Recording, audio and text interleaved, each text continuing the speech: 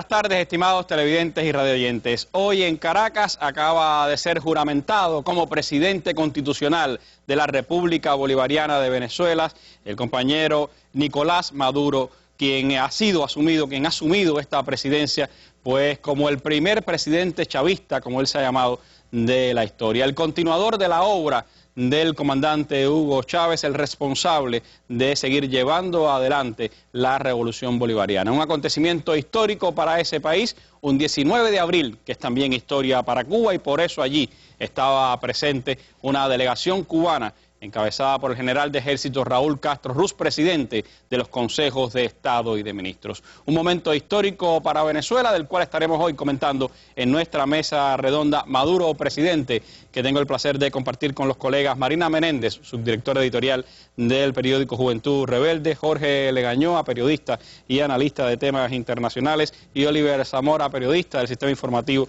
de la televisión cubana y analista también de temas internacionales. Con ellos estaremos durante esta próxima hora hablando sobre Venezuela y la toma de posesión presidencial de Nicolás Maduro.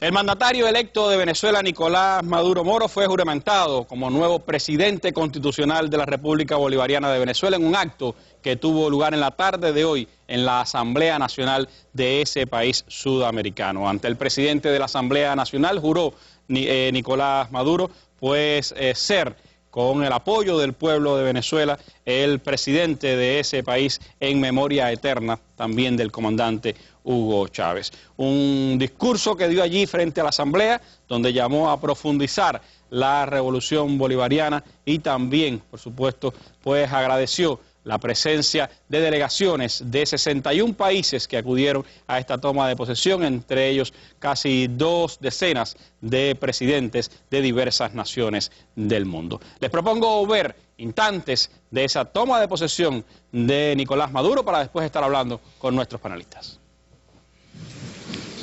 Compañero, hermano,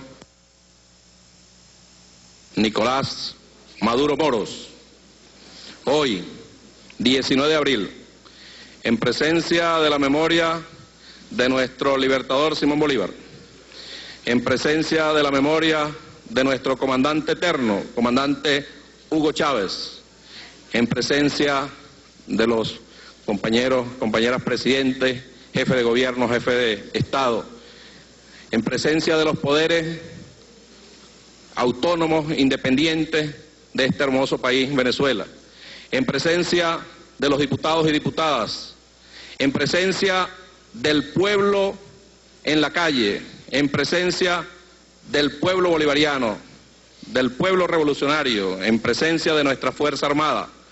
¿Jura usted hacer cumplir y cumplir esta Constitución y las leyes de la República Bolivariana de Venezuela en función de darle la mayor suma de felicidad posible a nuestro pueblo, de seguir construyendo el socialismo bolivariano, de seguir el legado de nuestro compañero, camarada, comandante Hugo Chávez?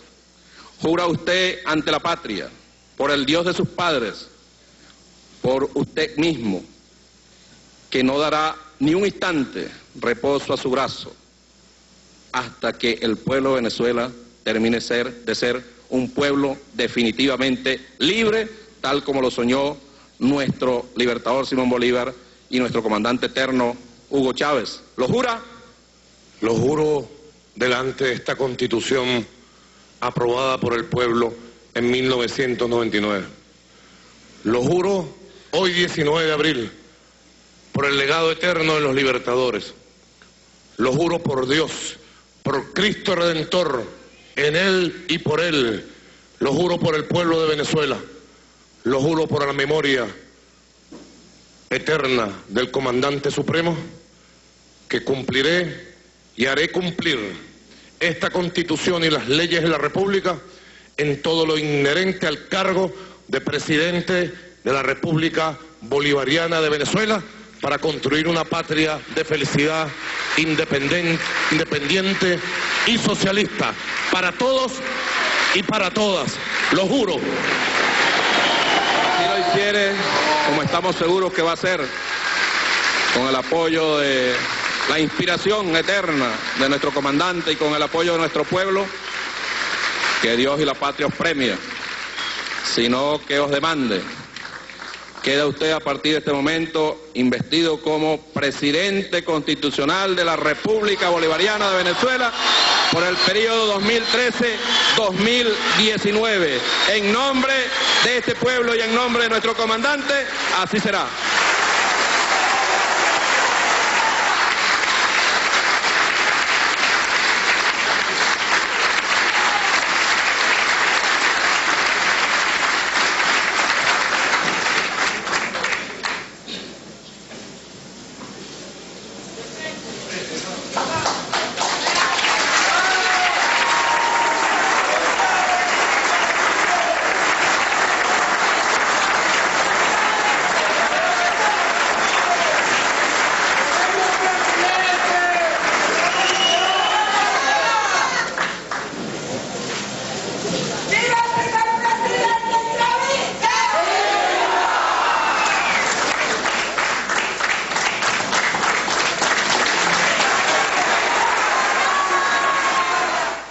Yo estoy seguro que estas bandas que tengo aquí,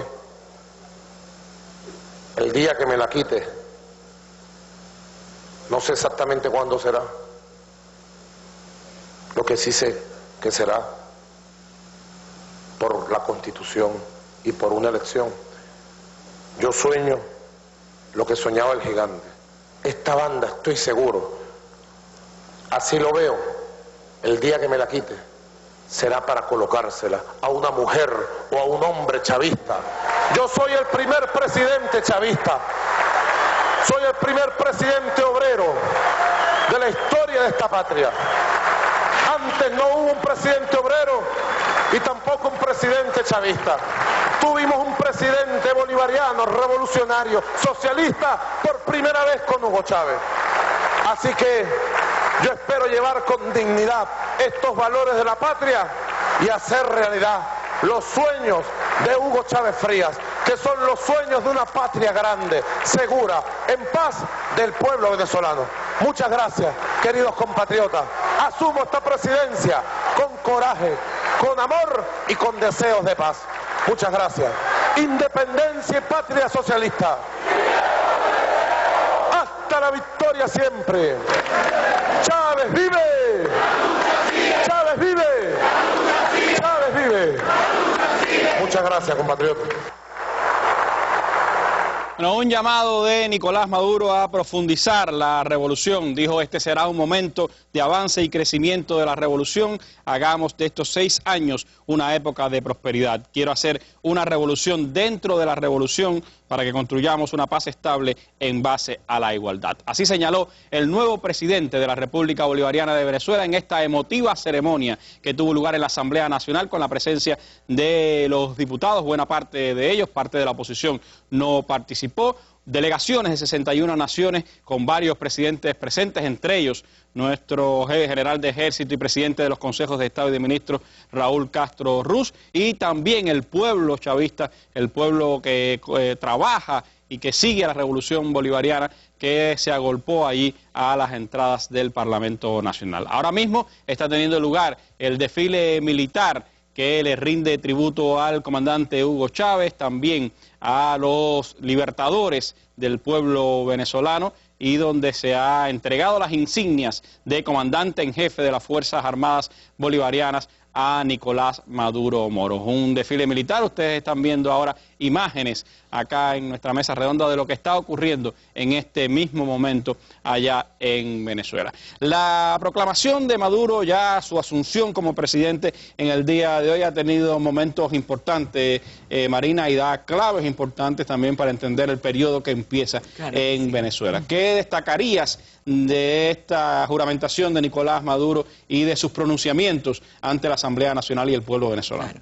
Mira, yo diría en sentido general que su discurso discurso se desprende, se puede entender que comienza ahora, es decir, continúa, por supuesto, se profundiza la revolución bolivariana, pero se inicia también una etapa de relanzamiento de la revolución con esto que Maduro dio en llamar, y valga la redundancia, una revolución dentro de la revolución, y que haciendo un análisis previo que deberá profundizarse sobre lo acontecido en los últimos días y los resultados electorales del 14 de abril, apunta primero a lo que él llamó pues una revolución de la eficiencia socialista, que dijo que se va a materializar primero en la cristalización de las llamadas micromisiones, que había sido ya un proyecto anunciado y acariciado por el presidente Hugo Chávez, también con la creación, dijo, de un cuerpo secreto de investigación para combatir la corrupción y tener pruebas. Comentaba él que el presidente Chávez también le había hablado de eso y de la necesidad de pruebas para poder encauzar en caso necesario a quienes incurran en delitos de ese tipo. Y por último, lo que ya ha anunciado como un gobierno de calle. Ese es una de las directrices primeras que ha esbozado hoy Maduro, después de llamar también al análisis de la merma electoral del 14 de abril en comparación con el 7 de octubre. Ya sabemos que fueron 4 puntos porcentuales menos, unos 700.000 votos. Pero ha dicho Maduro que esto sin pasar por alto, dejando en primer lugar la consideración de que fue un triunfo histórico que se logró, como ya también hemos comentado aquí, en medio de la guerra eléctrica, del sabotaje eléctrico, en medio del sabotaje económico, en medio de la manipulación mediática que estuvo planeando en todos estos días de campaña, incluso antes, desde la enfermedad del presidente Chávez contra la dirigencia bolivariana. Yo pienso que a partir de este análisis que él dijo se profundizará, salen también estos derroteros que había estado comentando antes, así como medidas tales como la, digamos que revolución energética. Él ha hablado de declarar ya como parte del sistema de seguridad nacional el sistema eléctrico, habida cuenta de la felonía y de la impunidad con que han actuado quienes todos estos días han estado cortando la luz al paso de Maduro por las distintas localidades venezolanas. Y algo que también ya él había dicho, que es la profundización de la revolución social, con una revisión y una profundización de las emisiones sociales que ya se han implementado y que suman decenas en Venezuela desde hace varios años. También hay un elemento importante, me parece, Marina, que es el tema del llamado de Maduro a la paz, a la no violencia, a que gobernará también para los que no votaron por él y que buscará un consenso de desarrollo futuro para Venezuela que incluya, por supuesto, a esos venezolanos que no le votaron el pasado 14 de abril. Ha sido un discurso incluyente, como todo lo que ha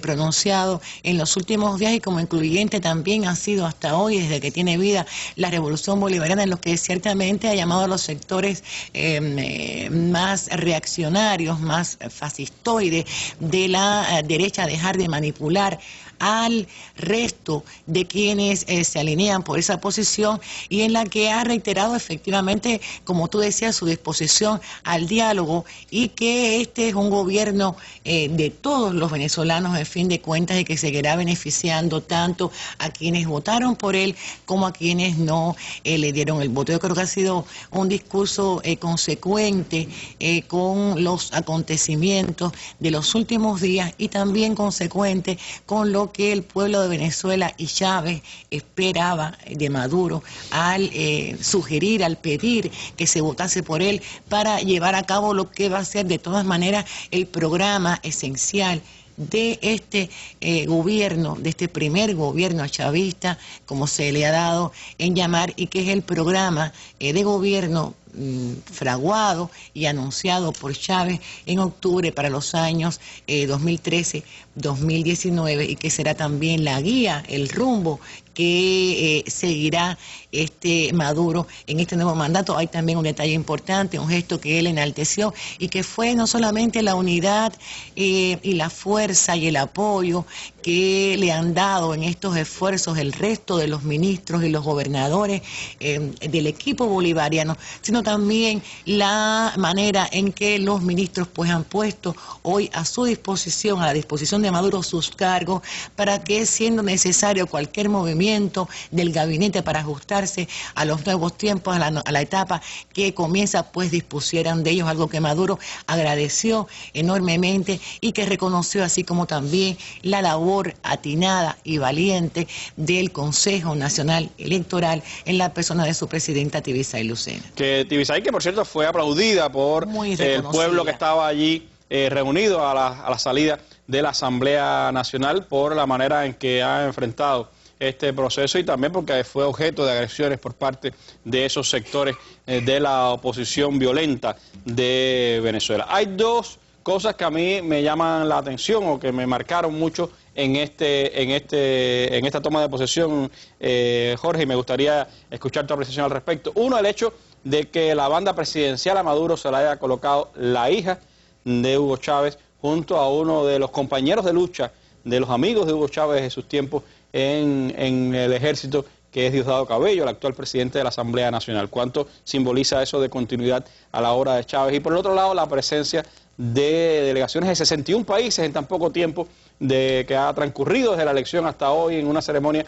que se ha marcado en apenas una semana, que hayan acudido tantos presidentes, tantos mandatarios a esta toma de posesión. ¿Cómo ves estos dos elementos y otros que quisieras destacar de ese acto que tuvo lugar hoy en Venezuela?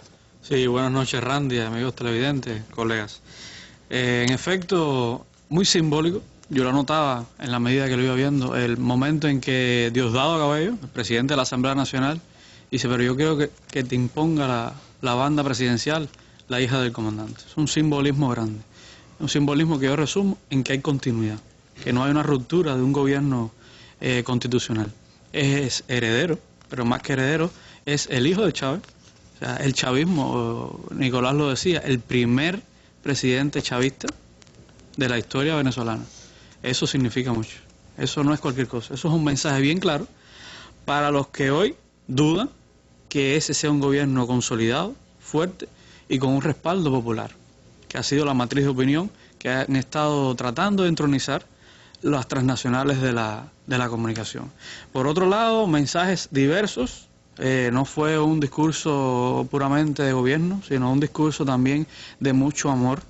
Un discurso que empezó recordando al presidente, a su presidente, a Chávez, la historia de Chávez, la historia, no solamente de Chávez, sino la historia republicana de Venezuela. No es casualidad, hoy es 19 de abril y se conmemoran 203 años del grito de independencia, del primer grito de independencia en Venezuela. Él recordaba cómo esos patriotas se reunieron en la plaza, lo que hoy es la Plaza Bolívar en Caracas, en aquel momento la Plaza Mayor, para protestar contra el régimen que los tenía oprimidos.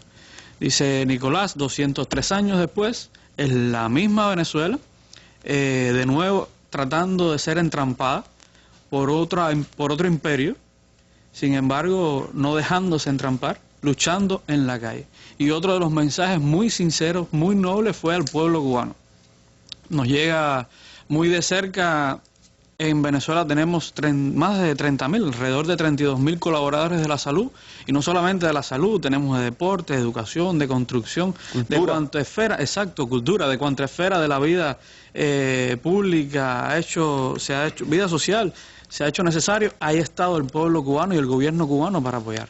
Decía Nicolás, resaltando la labor de los médicos, que no solamente se va a quedar el gobierno venezolano en la colaboración médica, va a crear 60.000 médicos más para incorporar a la red primaria de salud pública, lo cual es significativo. 60.000 médicos venezolanos que están formándose con esos médicos cubanos que están allí en Venezuela.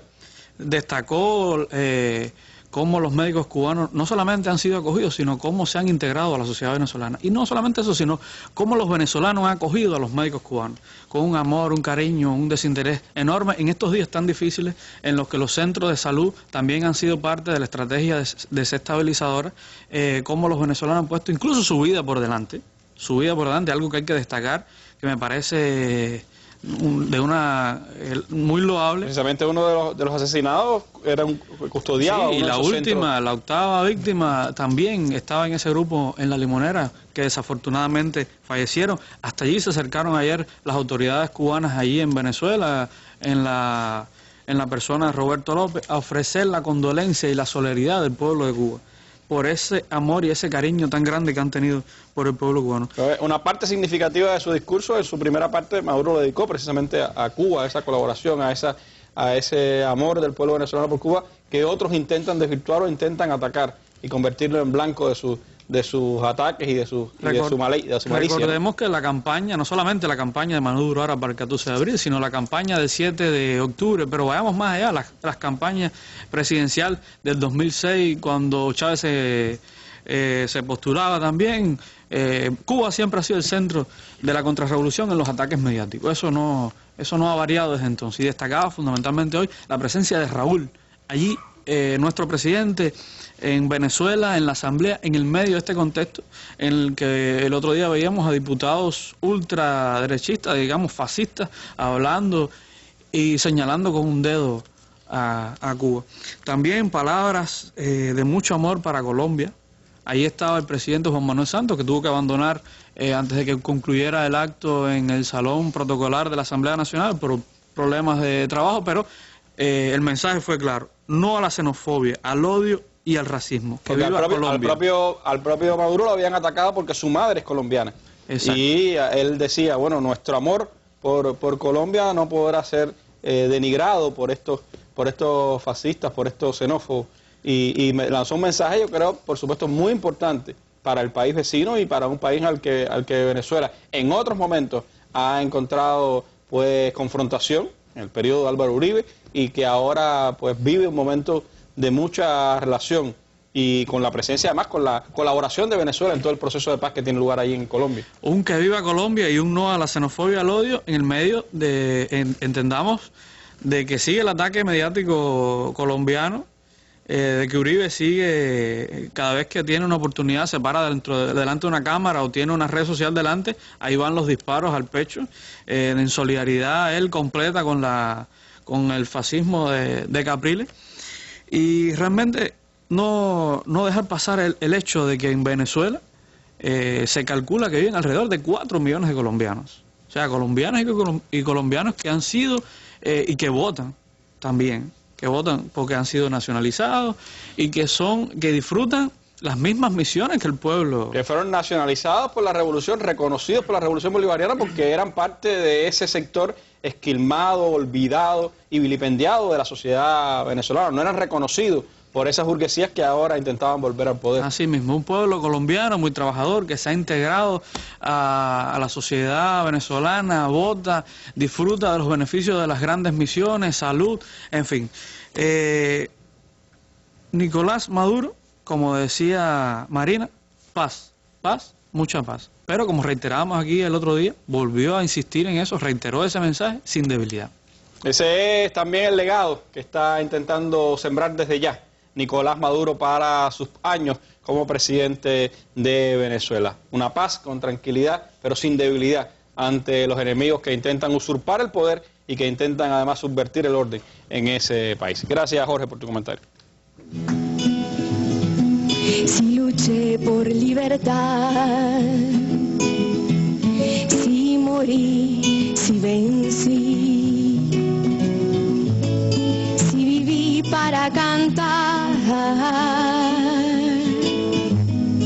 si soñé, si creí, si Simón me acompañó entre en la esperanza, en la soledad, si nací para amar, si elegí mi porvenir y el nombre de mi perdí. Sigo aquí, sigo aquí, sigo aquí.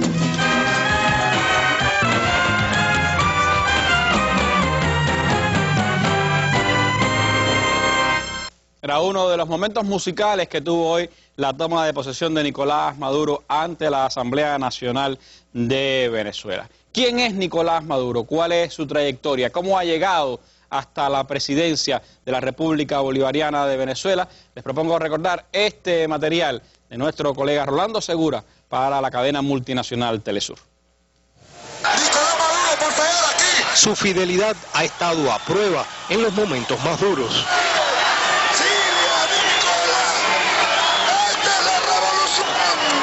En abril de 2002, el diputado Nicolás Maduro Moros subía a este autobús en defensa de la democracia y del presidente Hugo Chávez. Más de 40.000 personas junto a los soldados del ejército, de la guardia, de la marina y de la aviación en Maracay, en la calle. A inicios de los 90, también junto a su esposa Cilia Flores, Maduro había exigido la libertad del entonces teniente coronel Chávez, encarcelado tras la rebelión del 4 de febrero de 1992. Lejos estaba de imaginar que un día tendría la misión de continuar al timón de la revolución bolivariana. Juro, a nombre de la lealtad más absoluta al comandante Hugo Chávez, que cumpliremos y haremos cumplir esta Constitución bolivariana. Nicolás Maduro aún recuerda su tiempo joven al volante de un autobús del metro de Caracas, la ciudad que lo vio nacer el 23 de noviembre de 1962. Atrás había quedado la guitarra de su grupo de rock en la adolescencia. Le gustaba mucho la salsa, igual así como le gustaba el rock y la música folclórica también. Me acuerdo que Nicolás aprendió a hacer el tema de Humo en el agua, de Púrpura Profunda, y Nicolás lo decía can, can, can, can, can, can. Se forjó en luchas obreras hasta convertirse en líder sindical en 1990. Y esto fue en plena campaña apoyando la Liga Socialista a José Vicente como candidato de la República para presidente de la República de aquella época. Subiendo por San Andrés, aquí está Nicolás Maduro. Maduro formó parte del movimiento revolucionario 200 que impulsó a Hugo Chávez como presidente de Venezuela en 1998. Participó en la redacción de la nueva Constitución, resultó electo diputado en el 2000 y llegó a presidir incluso el Parlamento. Unos 7 años como canciller lo mostraron como la cara más visible en el mundo de la diplomacia venezolana. La intervención de la representante del gobierno de los Estados Unidos de Norteamérica constituye un intervencionismo inaceptable. Lideró la batalla de Venezuela por el ingreso al Mercosur, así como la fundación y promoción de espacios regionales como UNASUR y CELAC. El canciller Nicolás Maduro, vamos a desearle mucho éxito y vamos a darle un aplauso de estímulo, de apoyo a Nicolás Maduro, que ha sido también un gran servidor público de todos estos años. Para Nicolás Maduro, su esposa Cilia Flores no sería primera dama, sino la primera combatiente. Ha propuesto además 6 puntos claves para cumplir el plan de la patria elaborado por Hugo Chávez: seguridad, crecimiento económico, fortalecimiento de los programas sociales, electricidad, mayor poder popular y mano dura contra la corrupción. Bueno, Oliver, Nicolás Maduro, el primer presidente chavista y el primer presidente trabajador, como él ha dicho, que tiene Venezuela. ¿Cómo valorar su impronta, su figura política de cara a su asunción ya como presidente de ese país? Una valoración que va a ser muy oportuna porque realmente ha sido el blanco de muchas críticas por parte de la derecha. Nosotros tenemos que ubicarnos en tiempo y en espacio y en comenzar analizando para analizar toda esta estrategia de, vamos a decir, de difamación contra Nicolás Maduro por parte de la derecha, en analizar lo que significó la muerte del presidente, la muerte física del presidente Chávez para la derecha venezolana. Una derecha que históricamente había hecho campaña apuntando hacia el líder de la revolución bolivariana. O sea, usted veía un alcalde que hacía campaña, un alcalde opositor, incluso en vez de dedicarse a atacar a su contrincante chavista, criticaba al presidente Chávez. Lo mismo hacían los parlamentarios, lo mismo hacían los legisladores, lo mismo hacían los gobernadores, todo el mundo. Cuando muere Chávez, físicamente, cuando muere Chávez, esa derecha venezolana se da cuenta, al ver el dolor popular, aquellas muestras de cariño que Chávez se convirtió en un símbolo en ese momento, que atacar a Chávez era un suicidio político. ¿Y cuál es la estrategia? Bueno, dos. Una que hemos comentado aquí, asumir el proyecto del chavismo, incluso su símbolo, de eso hicimos una mesa para Telesur, pero también, si no podían atacar a Chávez, atacaban a sus herederos. Y por supuesto, al primer heredero, o sea, la primera diana de ese ataque era el propio Nicolás Maduro, porque cuando el presidente Chávez, creo que el 8 de diciembre, da a conocer que viene hacia Cuba a operarse, y dice, este es mi candidato, transfiere buena parte de su capital político a Nicolás Maduro. Y eso de alguna manera era una base muy sólida. Parte del capital político, algo que no entendieron muchos venezolanos, y bueno, eso es otro tema. Le decía, no es votar por Maduro, es votar por la revolución y es también votar por Chávez. Y así comenzó toda la campaña contra Nicolás Maduro. ¿Qué se decía? ¿Cuáles eran las matrices de opinión? Bueno, Nicolás Maduro no es un líder carismático, Nicolás Maduro durante su periodo como vicepresidente encargado no ha tenido una buena función, es decir, es el heredero de Chávez, pero no es un buen heredero. Es un trabajador, no está Es un trabajador, es un obrero, exactamente, a eso me quiero referir. Ahora, bueno, lo acabas de decir también, su condición de obrero, su condición de chofer de autobús, que fíjate, es negar la historia, porque ahí está Lula, que es un obrero, y mira el gran presidente que ha sido. Llegó a presidente exactamente, de Brasil, y recordemos que han sido, en la América Latina, los presidentes que han estudiado en Yale, en Harvard, en Columbia, los que han hundido a sus pueblos en la miseria. Ahora, había algo que no decían los grandes medios de comunicación, porque fue una campaña mediática. Veíamos al periódico El País, al Nuevo Era, al ABC, la propia prensa venezolana, habían cosas que no decían. Primero, que Maduro no era cualquier obrero, era un líder sindical. Y eso en América Latina, sobre todo en un país como Venezuela, tan golpeado por el neoliberalismo, por el capitalismo, es una universidad política. Porque te da la conexión con el sufrimiento popular, con las masas que probablemente desde un partido no tengan muchos políticos. Eso se obvió de Nicolás Maduro, pero se obvió también toda su carrera política. Se obvió que fue parlamentario, se obvió que fue presidente de la Asamblea Nacional de Venezuela en momentos muy difíciles para la revolución. Se obvió sus más de 6 años como canciller. Recordemos la política exterior de Venezuela, claro, la política exterior de Venezuela que ha sido tan importante para América Latina, para lo que es hoy América Latina y para el tercer mundo. Y es verdad, el ideólogo, el cerebro, vamos a decir, era Hugo Chávez, pero Maduro era su mano derecha. Pero incluso su mayor carta de presentación, casi 20 años al lado del presidente Hugo Chávez, al lado de Chávez, antes de ser presidente. Y bueno, yo creo que esa es su mayor carta de presentación, siendo incluso uno de sus cuadros más estables. Recordemos, y eso es otra cosa importante. Y así, tratando de sembrar esas matrices, se obvió también la campaña de Maduro, que sigo diciendo una y otra vez, fue una campaña de altura. Maduro lució, vamos a decir, auténtico, porque lo es realmente. Maduro le dio la emoción que necesitaba el momento a su campaña. Maduro incluso llegó a lanzar mensajes muy inteligentes hacia la oposición. Recordemos cuando se juramentó como presidente encargado, lo que le dijo a la oposición: ustedes que están allí, a los legisladores opositores que habían, ustedes que están allí, recuerden lo que han hecho algunos sectores de la oposición con ustedes cuando ya no les sirven políticamente. Pero recordemos que incluso Maduro tuvo la altura de ser autocrítico con el proceso en medio de una campaña electoral. Y eso dice mucho también del presidente que puede ser. Recordemos cuando hizo que recorrió todo el país, cuando estuvo en Bolívar, la anécdota que habló de la familia humilde, que incluso fue a su casa, que estaba con el pullover, la franela, como le dicen ellos, de Capriles, que se sentó y fue capaz de decir, hay muchas personas que se han ido para el bando de Capriles porque la revolución los ha desatendido. Y eso es por funcionarios que los ha desatendido. O sea, problemas, lo que dice que va a combatir y que es necesario combatir, la corrupción, la ineficiencia. Y eso fue un planteamiento valiente, en medio de una campaña tan corta y con un enemigo que tenía tantos recursos a su favor. Y yo creo que de alguna manera también reconocer, y eso ya te va dando la idea del presidente que puede ser Maduro, como Maduro ha manejado la situación en Venezuela durante los últimos días.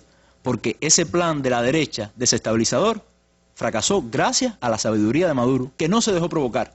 que habló fuerte cuando tenía que hablar fuerte, pero que no se dejó provocar. Así que yo creo que de alguna manera, como todo lo que ha pasado, la práctica ha ido desmontando todas las campañas que la oposición ha ido implementando con respecto a la revolución bolivariana. Gracias, Oliver, por tu comentario. Un programa para ir más allá de la noticia. El análisis de los acontecimientos internacionales a través de las opiniones de avesados periodistas y analistas de Cuba y otras partes del mundo. La mirada a la realidad nacional a través de comparecencias de directivos de diferentes ministerios e instituciones. El debate de temas del deporte, la cultura, la economía, la ciencia y la historia. Mesa Redonda, todos los días a las 7 de la noche por Cubavisión, Cubavisión Internacional y Radio Habana, Cuba.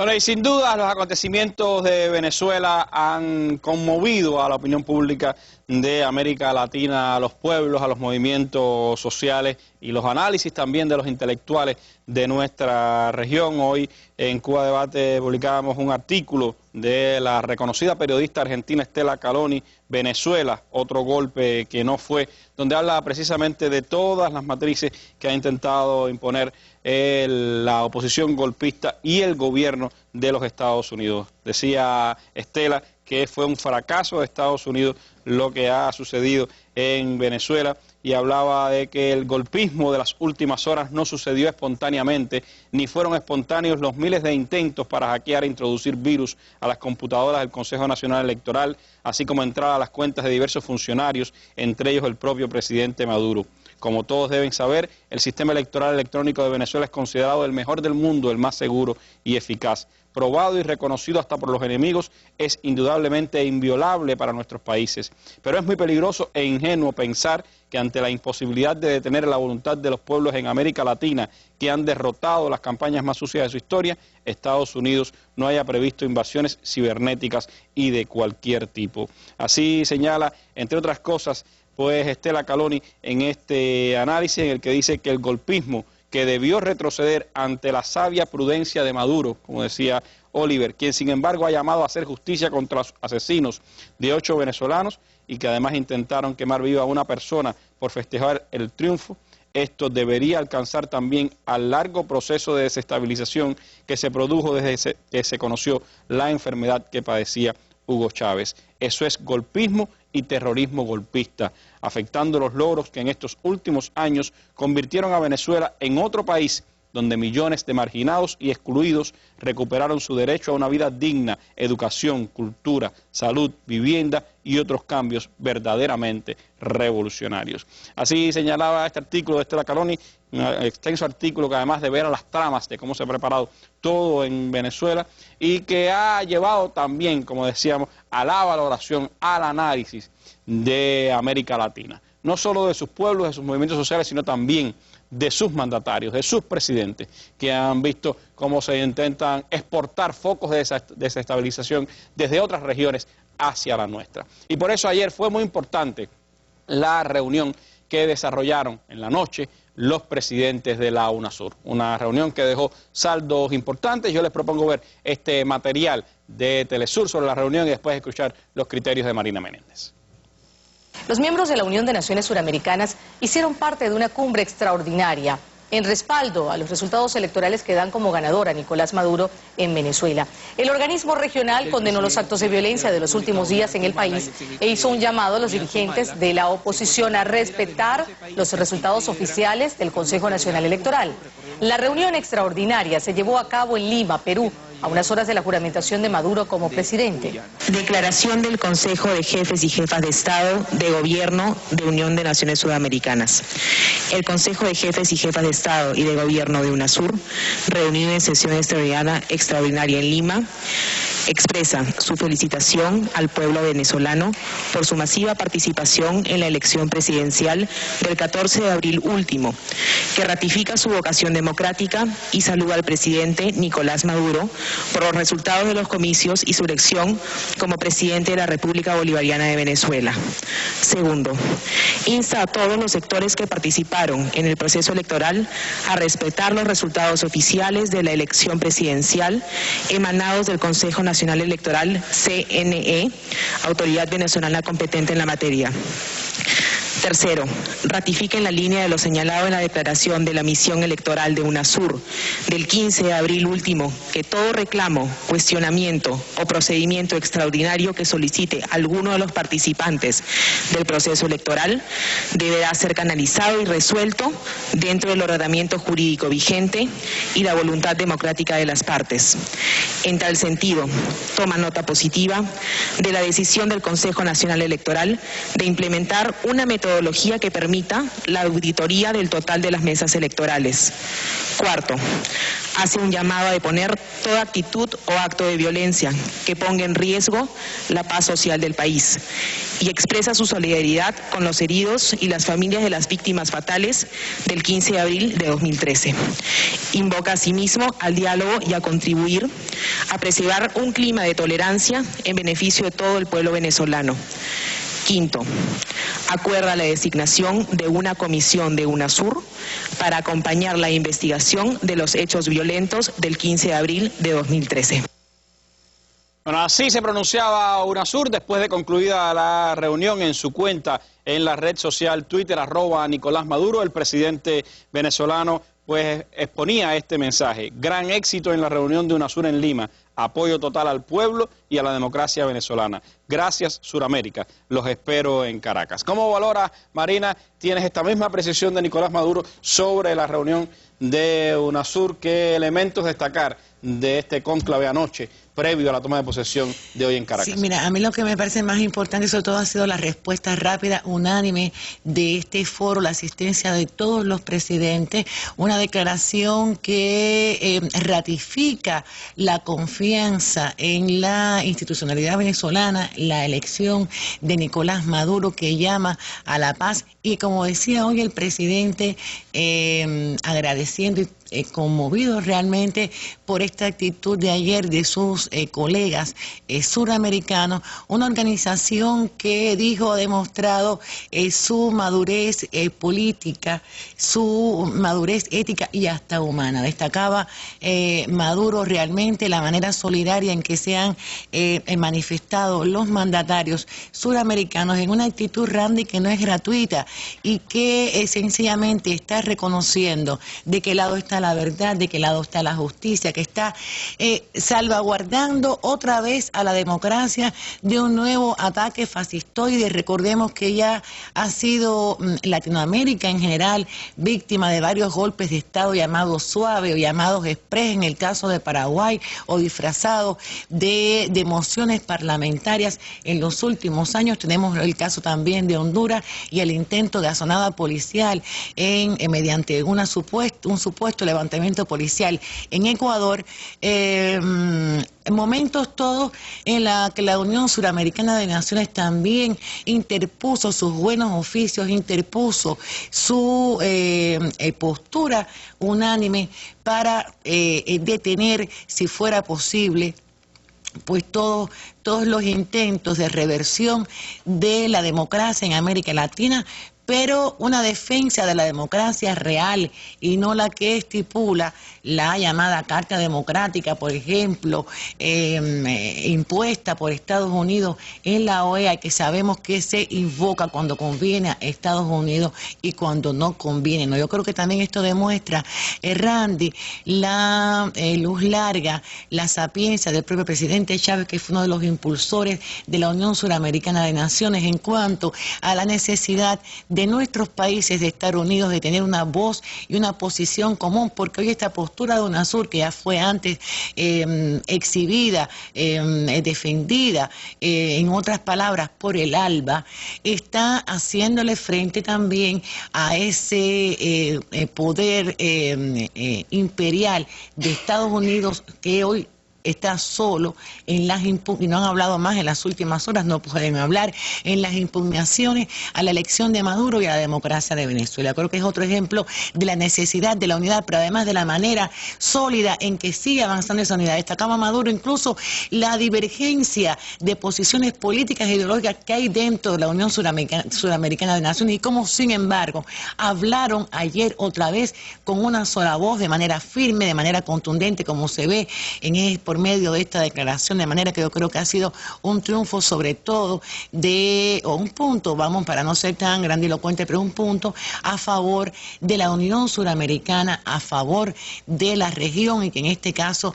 ha salido en una contundente y eficaz defensa de la democracia y de la institucionalidad de Venezuela, más allá del nombre de Maduro o del nombre de quien sea. Gracias, Marina. Vamos a hacer un breve alto en nuestro programa y después seguimos hablando en los minutos finales de esta mesa redonda. Vives en mí, Padre comandante y amigo. Hoy el pueblo es fiel testigo del porvenir. La, la, la. Vives en mí, porque entregaste tu vida. Latinoamérica está unida solo por ti. Vives en mí, en el corazón del pueblo, sembraste esperanzas y un amor eterno. Chávez vivirá, su legado es inmortal. Vives en mí, en los niños que te aman y en cada rincón de mi linda patria. Siempre amaste en verdad. Chávez, siempre vivirás, vivirás.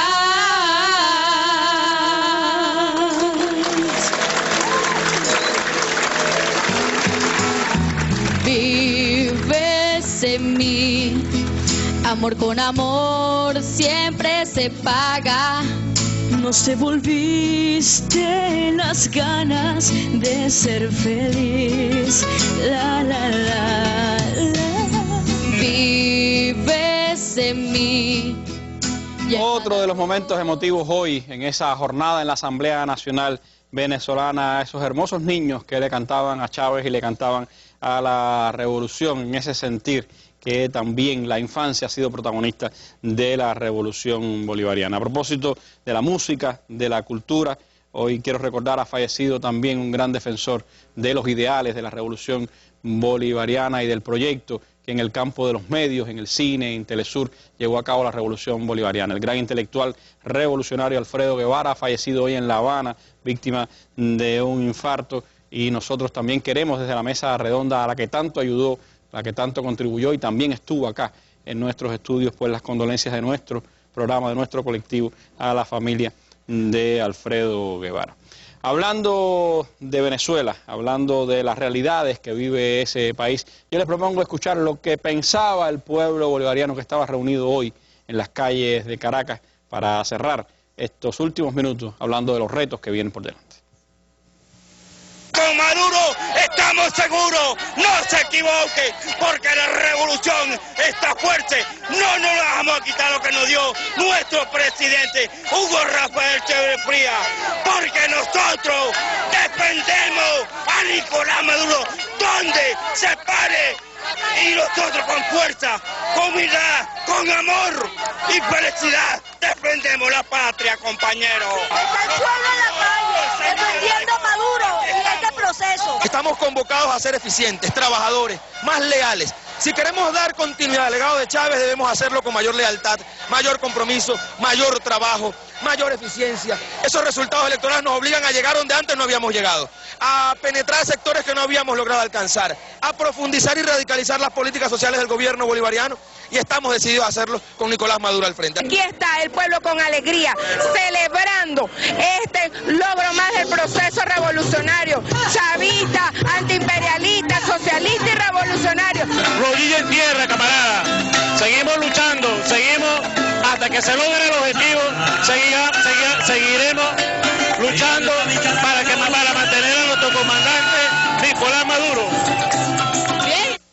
Comienza el periodo presidencial de Nicolás Maduro, una nueva etapa de la revolución bolivariana. ¿Cuáles son, en tu visión, Jorge, los principales retos, los grandes desafíos que tiene la revolución bolivariana de Venezuela?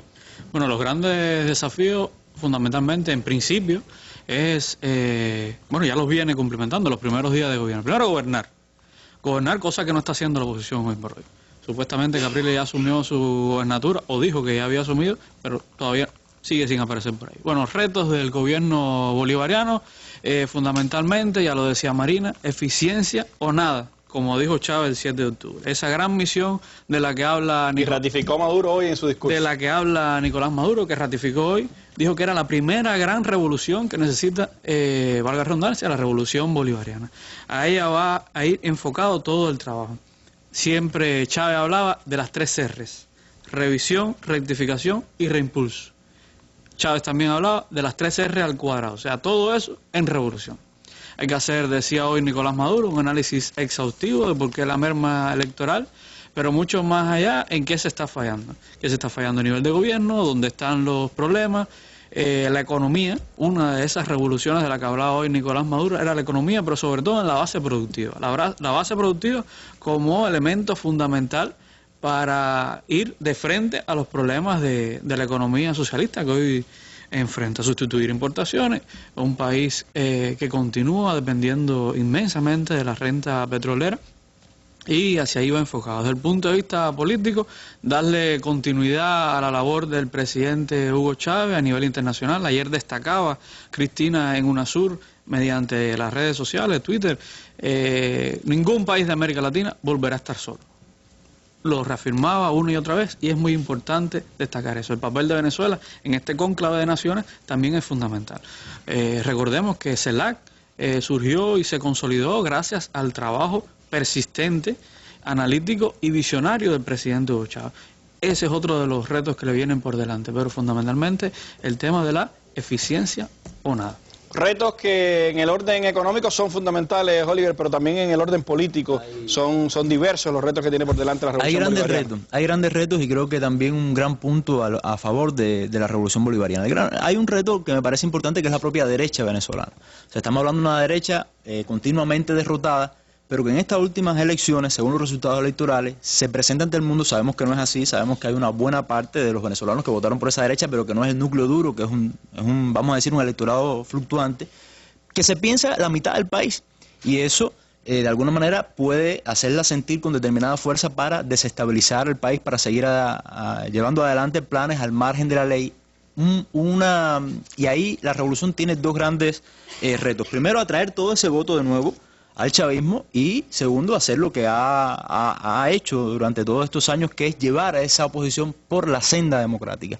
Ahora, hay un gran punto a su favor: hay un plan de la patria, hay un proyecto ya hecho, el proyecto de Chávez, pero eso ya de por sí incluye un gran reto. Primero, mantener la unidad para implementar ese plan de la patria. Fundamental la unidad, que es un punto que hay que reconocer. El gran reclamo y el gran legado de pero Chávez. Que hay que reconocer, porque muchos decían y se especulaba que si Maduro se llevaba mal con no sé quién, con Diosdado Cabello, y que si Diosdado Cabello tenía problemas con no sé quién, y sin embargo han sido monolíticos, y eso, que ha sido sincero además, eso hay que mantenerlo. Hay que consolidar un liderazgo colectivo, o sea, hay que engrasar la maquinaria del PSUV. El PSUV es el principal partido de ese país, es un partido de masa. Eso es un partido que tiene que arrasar en las próximas elecciones, porque capacidad tiene, es la concepción. Hay que fortalecer el PSUV, hay que fortalecer los poderes comunales, los poderes de abajo. Eso va a garantizar que la revolución comience a caminar por sí sola. Claro, y sí, por supuesto, recordando el liderazgo de Chávez, que es todo un símbolo. Hay que también proteger el proyecto de la integración latinoamericana que enseñó UNASUR. No hay un proyecto individual que no dependa de un proyecto colectivo. Eso es importante en América Latina. No es poca cosa lo que hizo UNASUR. John Kerry dijo que no reconocía, Estados Unidos no reconocía al gobierno de Maduro, y eso en los años 60, en los años 70, en los años 80, en los años 90 era suficiente para que América Latina nadie reconociera.